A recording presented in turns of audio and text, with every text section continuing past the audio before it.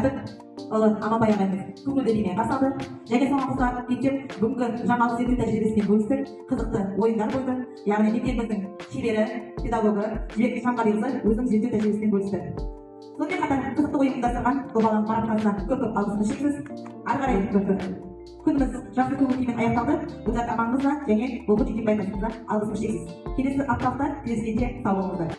Аян апай, біздің топқа бір 2 минуттың ішінде осы бүгінгі күнге байланысты 4 жол өлең жазу бұйырған екен. Біздер бүгін міне апталықты қорыттық, жоспарлаған барлық істі бітірдік.